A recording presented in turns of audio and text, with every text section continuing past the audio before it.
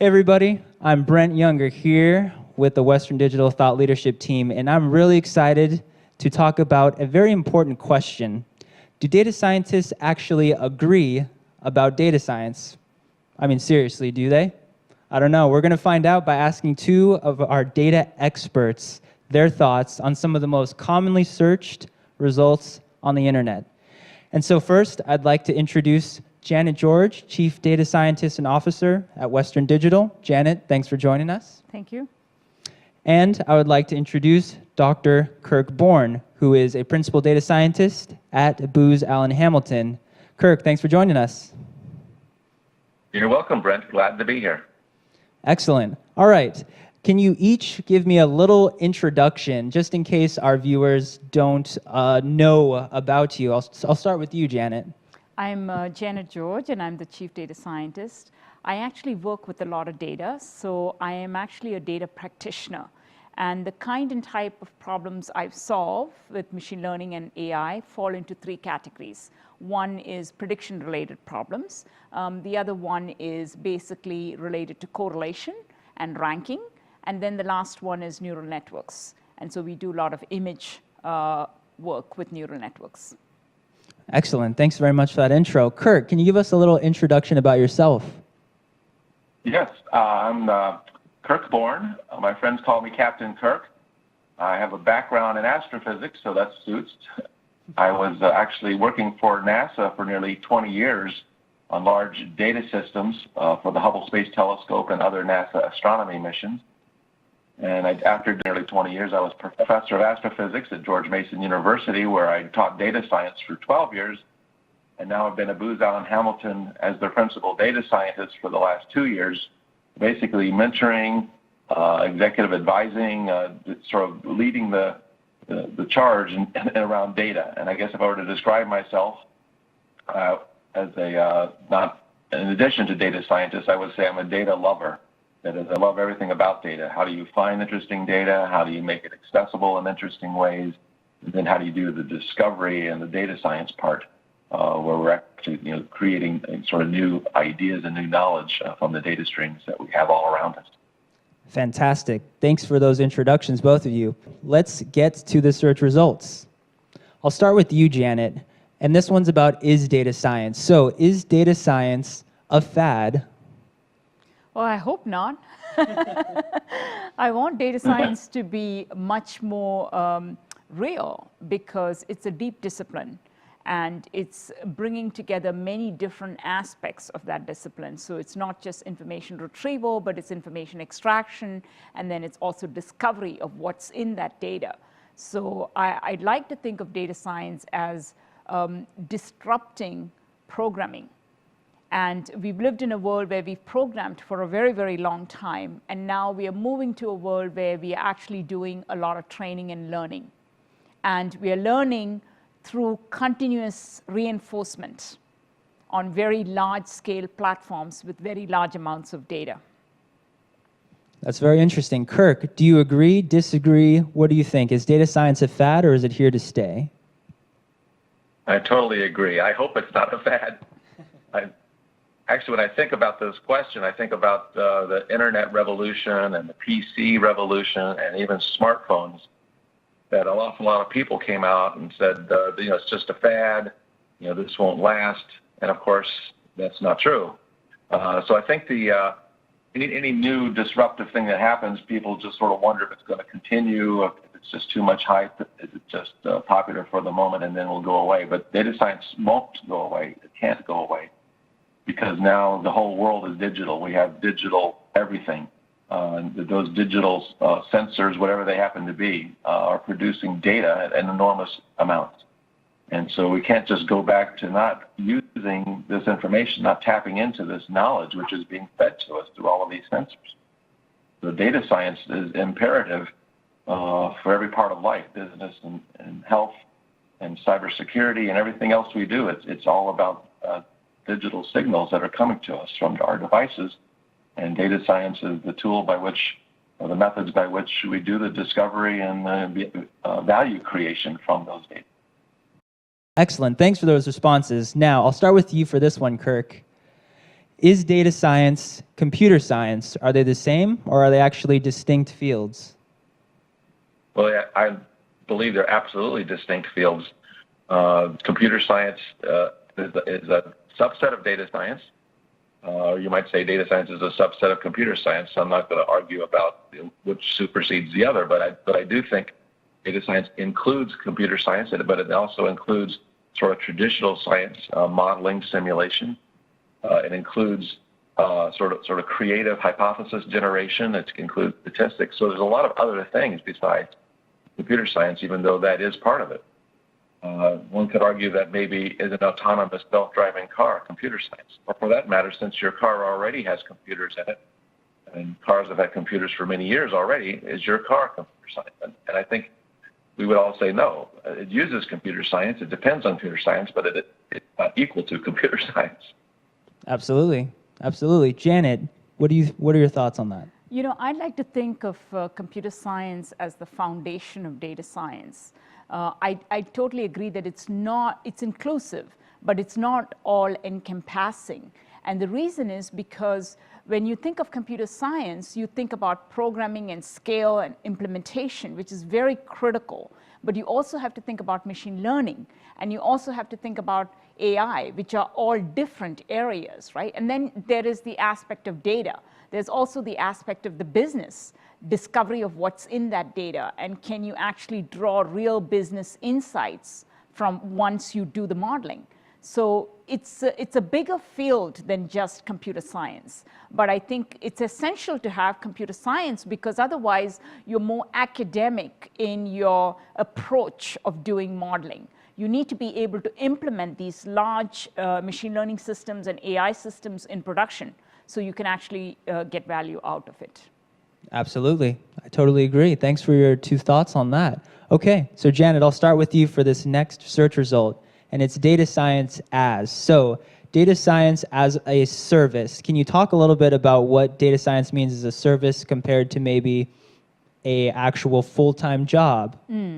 Yeah, I definitely think data science will eventually become a service. You're going to serve somebody. You're either going to serve business stakeholders, or you're going to serve technical stakeholders, or a variety of the combination of the two. And why I think of it as a service is because the people actually building the models are going to be very different than the people who are actually going to use the models. Also, it's going to be very different people who have deep domain knowledge about the data.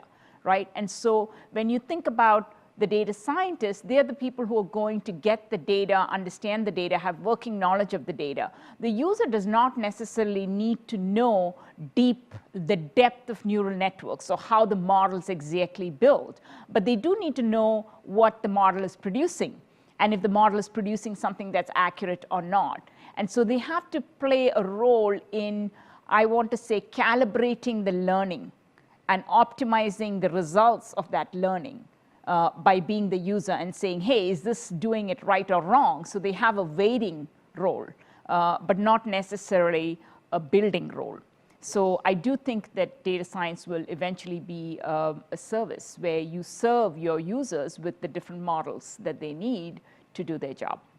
Absolutely. And Kirk, I'll throw it over to you, especially with Booz Allen Hamilton being a consulting company. I'm thinking that data science as a service is something that's come up or will come up. Can you talk a little bit about that? Well, that's a very interesting question to start with. So let me say a little bit controversial statement here.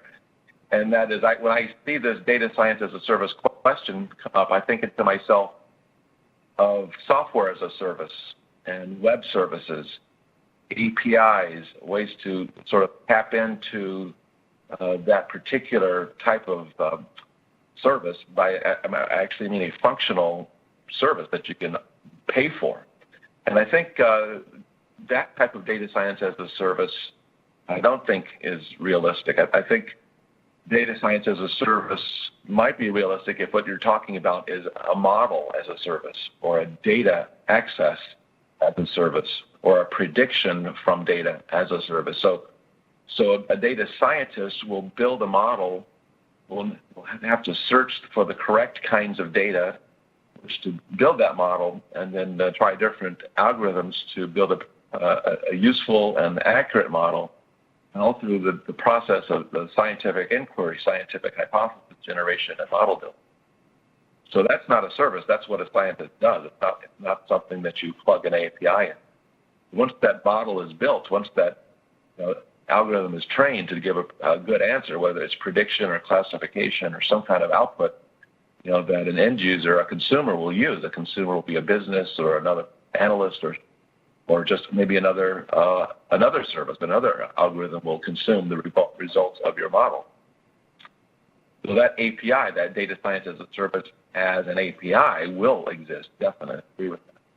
But I like what Janice said about the idea that as a service with little s, not capital S, as a service.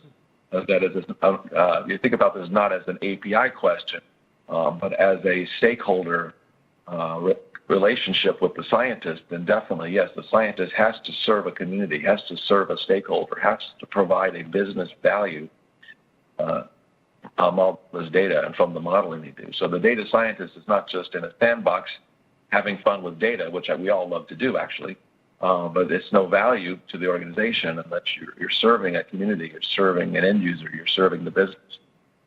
And so I see two answers to this question, that as a service from the web services, software as a service perspective, which is a more technical computer science way of thinking of it, it'll just be the models and not the modeling itself that's but from a consulting perspective that is delivering value to an end user, definitely we are in a servant mentality here, a servant mindset, that we're not doing this for our pleasure, but for someone else's pleasure.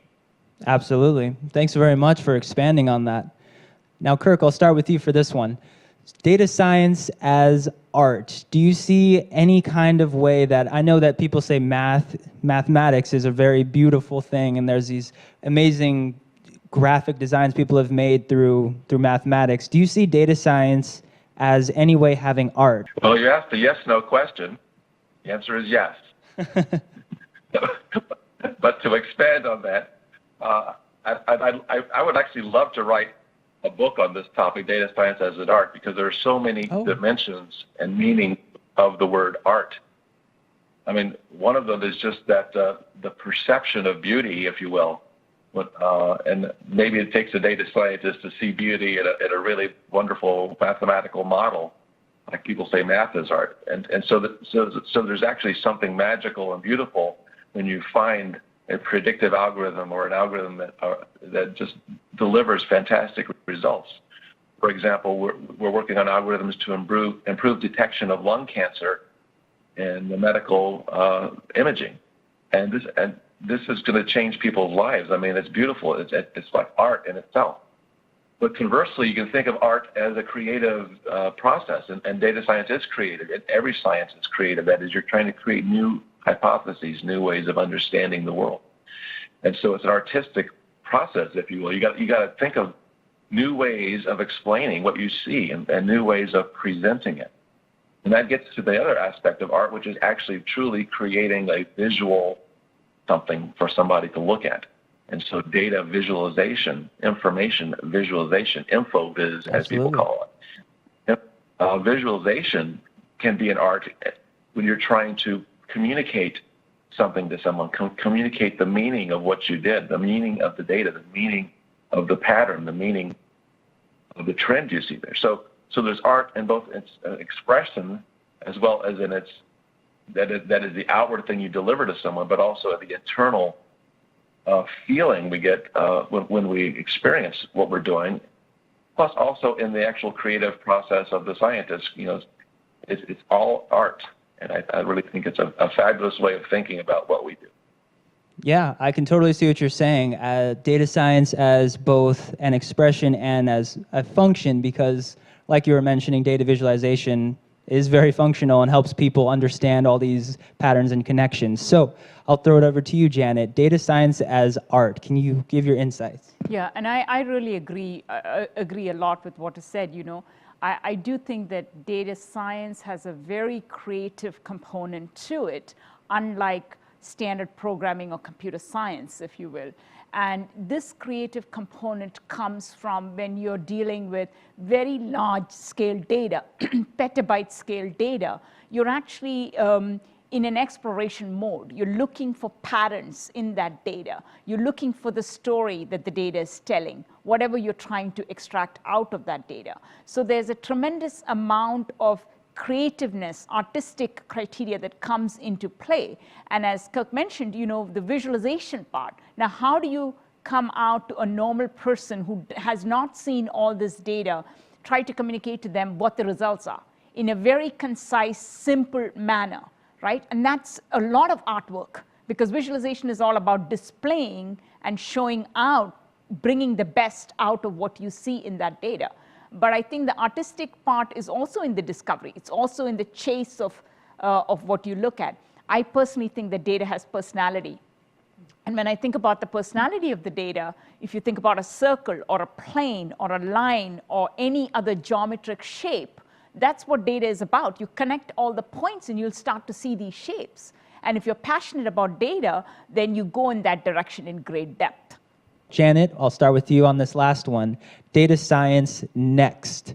So, data science next generation. What does the next generation of data science and data scientists look like? I think of the next generation as mass adoption, because I think that now we are, as Kirk had mentioned earlier, we are producing very large amounts of data. So we can't sort of pretend we don't have this data. We have the data. And we also have technology advanced to a point where we can utilize all this data. So we can do predictions, modeling, so on and so forth. But we do have an intermediate step. We have to work with new data. We've been working with old data for a long time. So these new collection methods like sensors and others give us a time where we can go back and say, now we need to collect brand new data, signal-rich data, and then tap into machine learning and AI that can work with data directly, rather than having to do a whole lot of extract, transform, load, and trying to figure out how to pull the data out of a warehouse that has already been query constructed and try to do machine learning on that data. So the next generation will all be about saying, can we collect data, raw data, ensure that the collection process is robust, that it has signals for what we are trying to do, and then allow machine learning to learn and allow it to train on that data and then reinforce the learning. So sort of get into inference learning, where it's learning on the fly with new data. And I think mass adoption in the industry is where it's going to be. Absolutely. And Kirk, for you, what have you seen? What's the next generation of data science look like? Well, that's an excellent question, and I really love the comments Janet was making. It really does lead to mass adoption. I think it just becomes part of the business. Not, I shouldn't say it that way, not a part of business. It becomes part of the DNA of the business. And it's not just a separate department or a separate function. It's embedded throughout everywhere. And I was talking recently with someone about sort of how did we get to this place? Why is this sudden enormous energy and interest in this topic? Because we've had databases for many years. We've actually had machine learning and AI for many decades. I mean, people have been working on these algorithms mathematically for many decades. So what's so special now? And I think about it as maybe next-gen data science. What's really special now is the convergence of a lot of different streams, which for the longest time I said it was 3 streams, and now I think it's 4th. So the 3 streams was we finally now have massive amounts of data. So we now have enough insights and sensors into everything, every process, every person, everything. We also have powerful algorithms, and we have powerful computing. And it's not just high-performance computing, but we have cloud computing, which basically means you can use a cloud to access high-performance computing for a couple of minutes, and then you give it back to the cloud. You only pay for the 2 or 3 or 4 minutes you need to do it. And so you no longer have to buy a supercomputer. You can just rent one for the few minutes you need it.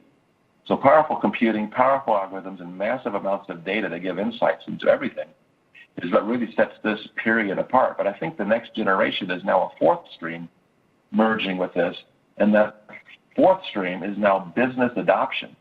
Basically, business is saying, yes, this is part of our business. This is part of how we're going to succeed. in the modern world. And I think that's really how the next generation of data science will look. It'll look like it's just part of the business. It's not a separate discussion.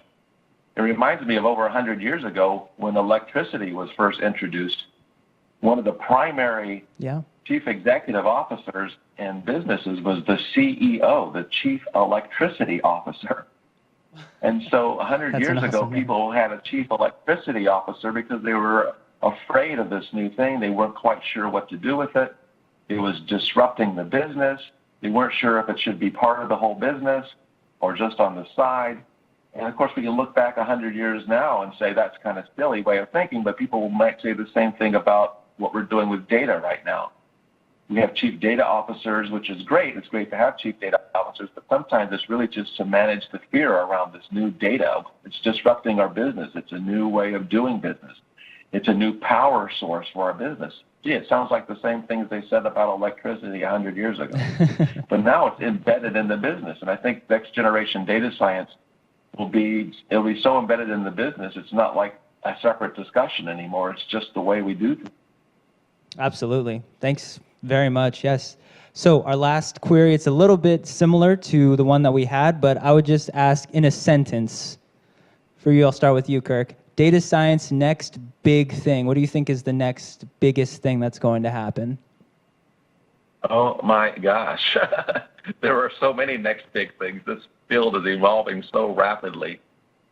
But I think the phenomenal growth in sensors, the Internet of Things is one way of describing sensors everywhere, sensors on everything. But I think what happens with sensors everywhere is we now get contextual data about everything, about what we're doing and where we're going and what we're thinking, so to speak. So these sensors on everything are communicating about the world around us, transportation, the weather, everything. So the next big thing really is the integration of contextual information and data from all these different sensors in order to feed models that help us to understand, well, why did this thing or this person or this process behave in this way? Well, let's look at all the contextual data, what was going on around it in the world at that location, at that time, or whatever. And so it's really a greater, more robust integration of all these different data sources. And I guess you would just call that cognitive data science, cognitive computing, cognitive analytics, cognitive data science.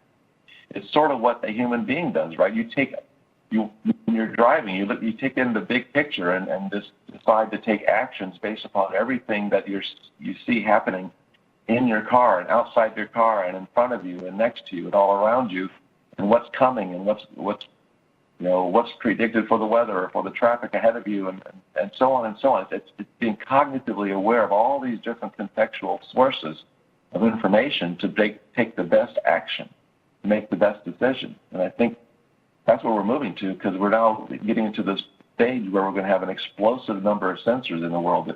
The predictions are there's going to be essentially 10 sensors per human being. Well, I think those predictions are crazy. We already have 10 sensors per human being. I think of my laptop and my phone and all the apps on my phone, which are feeding different consumers of that information from my app. So there's sensors everywhere, and I think the next big thing is where we finally take advantage of this to make even better decisions from our data stream.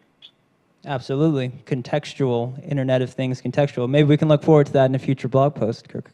Thank you very much. Janet, data science, what's the next big thing? So I think if you think about autonomous cars, right?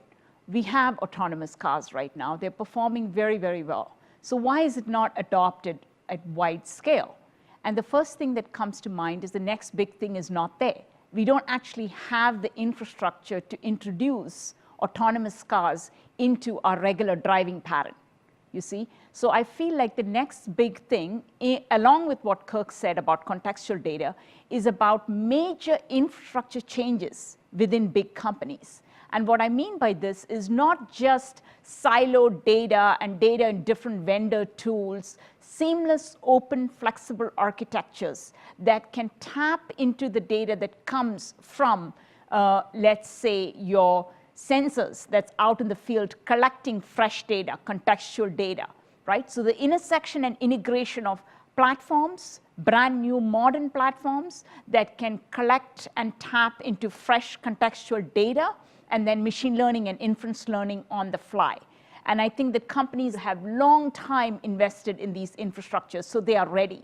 But if you look at the business, they are slow in their investments in platforms and modern infrastructures because they don't see a return on investment. But I think this forms the backbone of how you become a data-driven company. You need flexible architectures. You need machine learning to live on those flexible architectures, data feeding into those architectures in a continuous manner, and then the learning happening on a continuous manner.